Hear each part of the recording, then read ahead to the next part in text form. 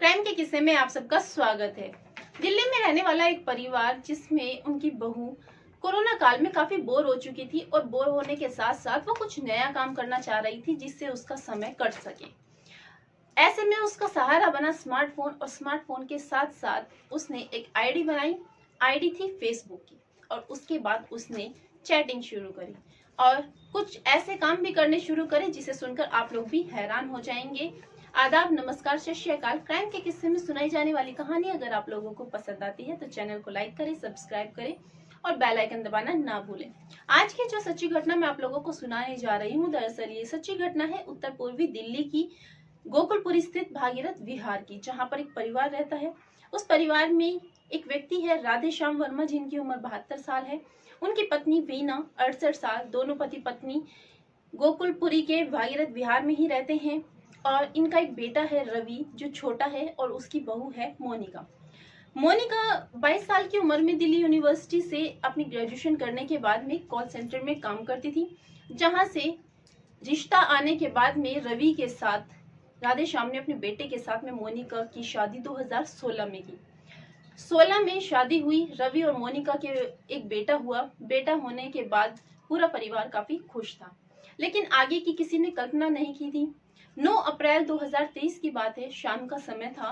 मोनिका पूरे परिवार के लिए खाना बना रही थी और खाना बनाने के बाद में पूरे परिवार वालों को वो खाना परोसती है, अपने सास ससुर और अपने पति बच्चे को सबको खाना देती है। और खाना देने के बाद में वो एक ट्रे तैयार करती है जिसमें कोल्ड ड्रिंक, नमकीन वगैरह सब कुछ रेडी करती है। रेडी करने के बाद में इन लोगों के अलावा घर में कोई नहीं था, लेकिन फिर भी वो ऊपरी मंजिल में जाती है और उस ट्रे को वो वहां पर रख कर आती है। उन लोगों के अलावा भी मोनिका ने किसी और व्यक्ति को वहां पर ठहराया हुआ था, जिनके लिए वो कोल्ड ड्रिंक लेकर जाती है और उनको चाय नाश्ता कराती है। लेकिन जो इसकी भनक थी वो परिवार वालों को नहीं थी। मोनिका नीचे आती है चुपके से ताकि किसी को पता न चले और आने के बाद में सास ससुर के पास में बेटा काफी अपने माँ बाप के पास में बैठकर बेटा काफी समय व्यतीत किया करता था। और उस दिन भी यही हुआ। रवि अपने माता पिता के पास में बैठकर कुछ समय व्यतीत करता है और जिसके बाद 10 साढ़े 10 बजे का समय था।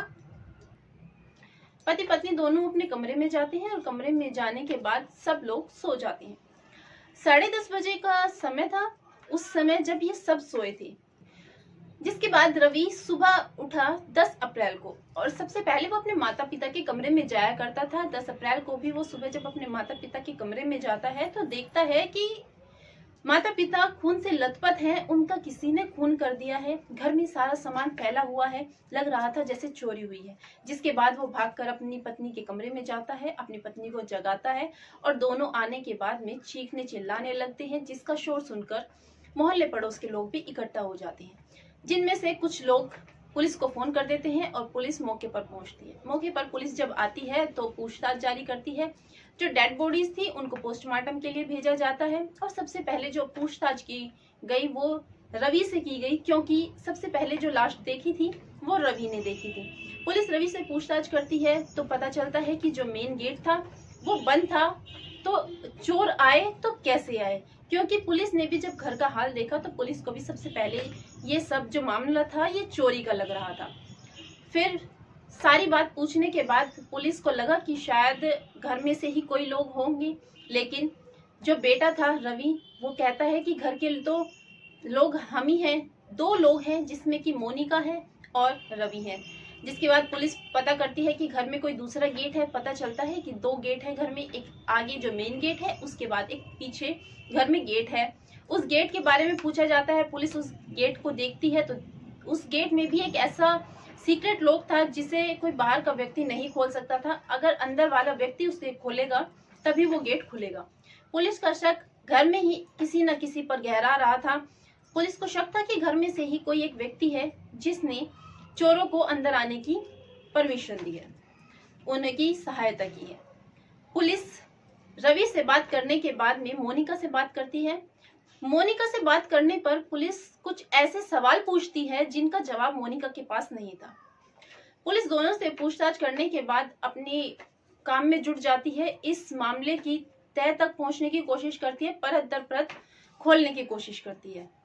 पुलिस रवि और मोनिका दोनों के ही फोन की कॉल्स डिटेल्स निकलवाती है। दोनों की कॉल्स डिटेल्स में कोई ऐसा एक नंबर नहीं था जिसमें कुछ ऐसा पुलिस को लग रहा हो कि दोनों में से कोई एक कातिल हो।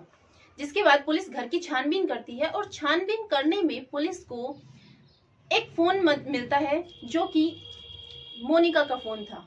और जब पुलिस उस फोन की जांच करती है, उसकी सीडीआर निकलवाती है, तो पुलिस को पता चलता है कि उस फोन से एक व्यक्ति है जिसको लगातार फोन किया गया था और उस व्यक्ति का नाम आशीष है जो कि मोनिका का प्रेमी है। जिसके बाद पुलिस मोनिका को पूछताछ के लिए हिरासत में लेती है और सख्ती से पूछताछ करने में मोनिका टूट जाती है और वो पुलिस को एक ऐसा सच बताती है जिसे सुनकर पुलिस भी हैरान थी।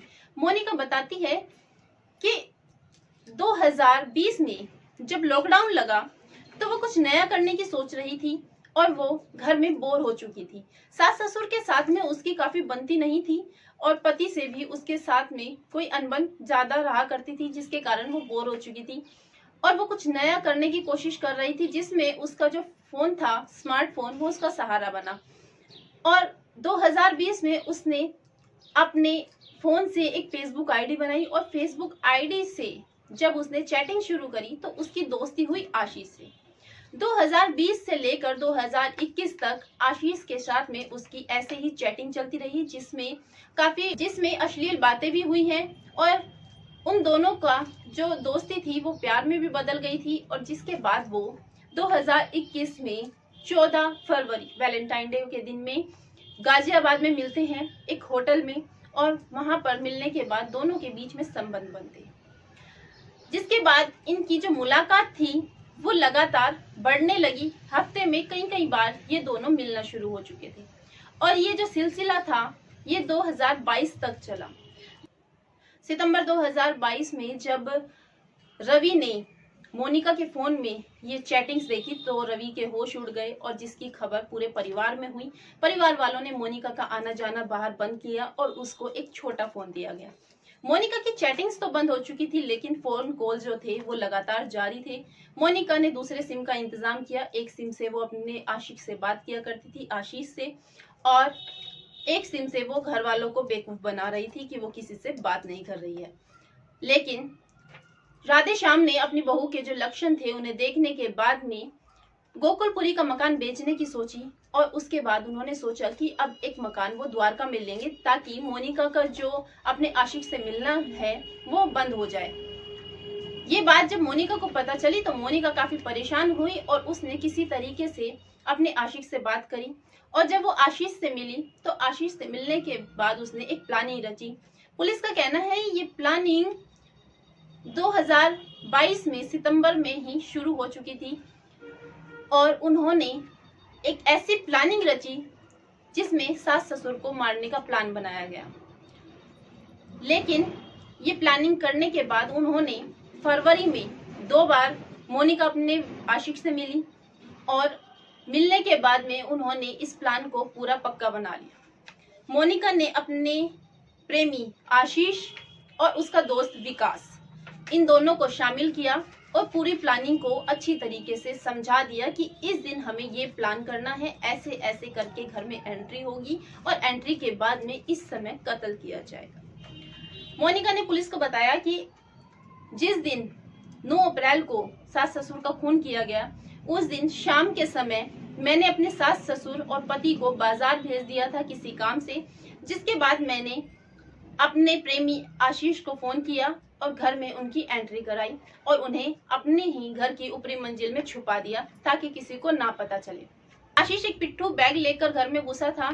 जिसके बाद रात के समय जब सब सो गए तो 1 से 1:30 बजे के बीच में आशीष ने मोनिका को फोन किया और कहा कि मैं नीचे आ रहा हूँ।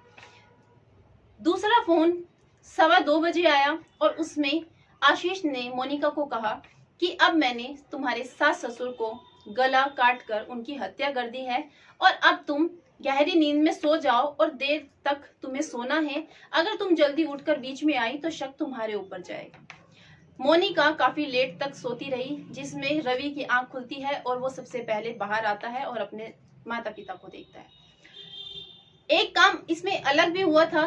एक बात एक नई थी, जैसे कि द्वारका में मकान लेने की बात सामने आई थी, तो उसके लिए 5 लाख रुपए एडवांस में घर में रखे गए थे, जिसकी खबर मोनिका को थी और उसने अपने प्रेमी को ये बात बताई थी।